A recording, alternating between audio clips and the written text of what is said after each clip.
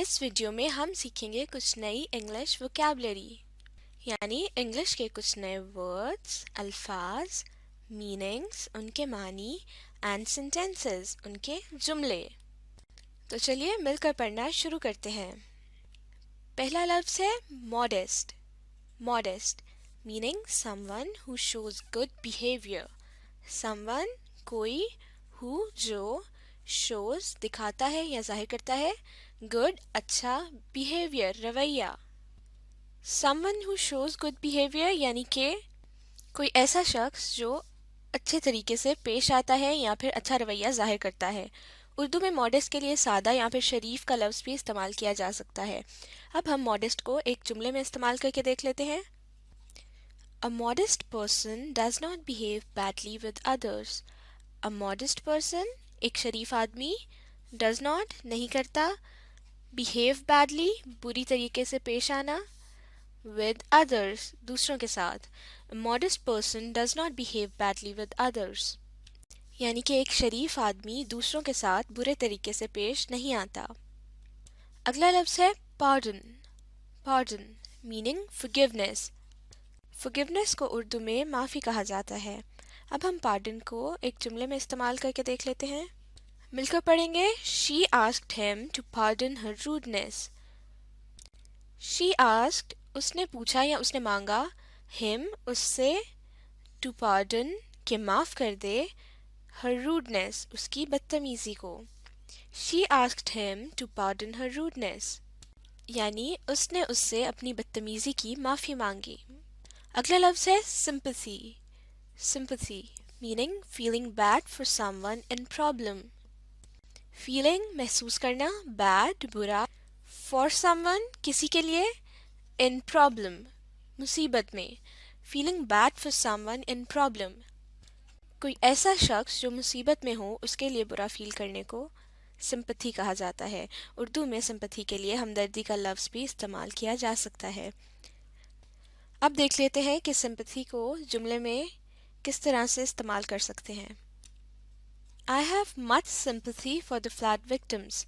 I have मुझे है, much sympathy बहुत हमदर्दी, for the flood victims flood कहते हैं सैलाब को और विक्टिम्स वो लोग होते हैं जिनको किसी वजह से कोई नुकसान उठाना पड़ता है। तो फ्लड विक्टिम्स कौन हुए? ऐसे लोग जिनको सैलाब की वजह से नुकसान उठाना पड़ा। फ्लड विक्टिम्स को उर्दू में सैलाब ज़दगान कहते हैं। तो अब हम इस सेंटेंस को दोबारा से इंग्लिश में पढ़ते हैं। I have much sympathy for the flood victims यानी मुझे सैलाब ज़दगान से बहुत हमदर्दी है। अगला लफ्ज़ है dare।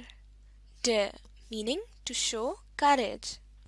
to show दिखाना, courage हिम्मत। dare कहते हैं हिम्मत दिखाने या फिर बहादुरी वाला कोई काम करना, dare कहलाता है। मिसाल के तौर पर dare का एक सेंटेंस लिख लेते हैं। He didn't dare to speak to his boss. He उसने didn't नहीं किया, dare हिम्मत, to speak बात करना, to his boss उसके मालिक से। He didn't dare to speak to his boss. उसने अपने मालिक से बात करने की हिम्मत नहीं की। अगला लफ्ज़ है rescuer।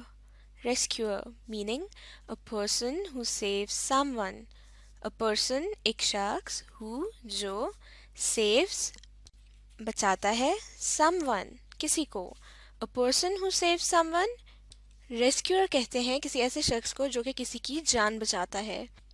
मिसाल के तौर पर जैसे कोई हादसा हो जाता है तो जो शख्स हमारी मदद के लिए आता है या फिर हमारी जान बचाता है उसको रेस्क्यूअर कहा जाता है। अब हम रेस्क्यूअर का एक सेंटेंस बनाकर देख लेते हैं। The rescuer reached the injured man on time. The rescuer यानी जान बचाने वाला शख्स, reached पहुंच गया, the injured man जख्मी आदमी, on time वक्त पर। The rescuer reached the injured man on time यानी जान बचाने वाला शख्स जख्मी आदमी तक बर वक्त पहुंच गया। अगला लफ्ज़ है monarchy। monarchy meaning rule of a king or queen। rule हुक्मरानी या फिर राज, of a king एक बादशाह का, اور क्वीन या मलका का। तो monarchy कहते हैं किसी बादशाह या फिर मलका की हुक्मरानी को। मिसाल के लिए एक सेंटेंस को देख लेते हैं। Saudi Arabia still has a strong monarchy. Saudi Arabia, Saudi Arab, still has अभी भी है, a strong एक मजबूत, monarchy बादशाहत। उर्दू ज़बान में monarchy के लिए बादशाहत का लफ्ज़ इस्तेमाल किया जाता है। तो इस जुमले का मतलब हुआ कि सऊदी अरब में अभी भी एक मजबूत बादशाहत है। Saudi Arabia still has a strong monarchy. अब आगे पढ़ेंगे। अगला लफ्ज़ है nominate. Nominate meaning to select someone for an honor or award. To select यानी किसी को चुनना, someone किसी को, for an honor यानी किसी एजाज और award या फिर किसी इनाम के लिए। To select someone for an honor or award किसी को किसी एजाज या फिर इनाम, माफ़ कीजिएगा, इनाम के लिए चुनने को नॉमिनेट कहा जाता है। अब हम ये जानेंगे कि नॉमिनेट को सेंटेंस में किस तरह से इस्तेमाल किया जा सकता है। We nominated Ali as the president of the school.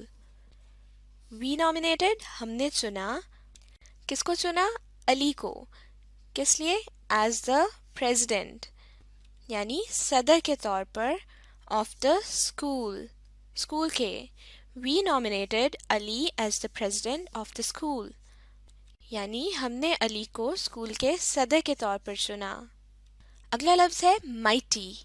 Mighty meaning huge, very powerful or strong. Huge बहुत बड़ा, very powerful बहुत ताकतवर, और या strong मजबूत। तो mighty कहते हैं किसी बहुत ही बड़ी, ताकतवर और मजबूत चीज़ या फिर शख्स को। अब हम mighty का एक जुमले में इस्तेमाल देख लेते हैं। We saw a mighty bear at the zoo. We हमने saw देखा, a mighty एक बहुत बड़ा, bear भालू, at the zoo चिड़ियाघर में। We saw a mighty bear at the zoo. हमने चिड़ियाघर में एक बहुत बड़ा भालू देखा। अगला लफ्ज़ है eternity. Eternity meaning forever or endless. Forever यानी हमेशा के लिए, और endless का मतलब होता है कि जो चीज़ कभी ख़त्म ही ना हो। तो eternity का मतलब होता है हमेशा रहने वाली या फिर ना ख़त्म होने वाली। सेंटेंस देख लेते हैं, मिलकर पढ़ेंगे। Nobody can claim to stay alive for eternity. Nobody कोई भी नहीं, can कर सकता, claim दावा, to stay alive जिंदा रहने का, for eternity हमेशा के लिए। Nobody can claim to stay alive for eternity यानी कोई भी हमेशा जिंदा रहने का दावा नहीं कर सकता। अगला लफ्ज़ है ruins. Ruins meaning the remains of a building. तो ruins का क्या मतलब हुआ? The remains, remains कहते हैं बचे कुचे हिस्से को, of a building किसी भी इमारत के।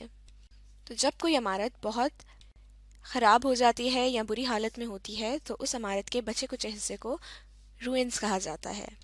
ruins को उर्दू में खंडरात भी कहा जाता है, यानी ऐसी जगह जो कि बहुत बुरी हालत में हो। ruins का सेंटेंस हम मिलकर पढ़ेंगे। An earthquake left the whole town in ruins. earthquake कहते हैं ज़लज़ले को, left छोड़ दिया, the whole town यानी पूरा कस्बा, in ruins बुरी हालत में या फिर खंडरात में। An earthquake left the whole town in ruins. तो इस जुमले का मतलब हो सकता है कि एक ज़लज़ले के झटके ने पूरे कस्बे को खंडर में बदल दिया। तो इस वीडियो में हमने सीखे इंग्लिश के कुछ नए वर्ड्स और फिर उन वर्ड्स के मीनिंग्स और सेंटेंसेस की मदद से हमने उन अल्फाज को समझने की कोशिश की। अब आप इस वीडियो को रिप्ले कीजिए और साथ साथ पढ़ने, लिखने और सीखने का अमल जारी रखिए।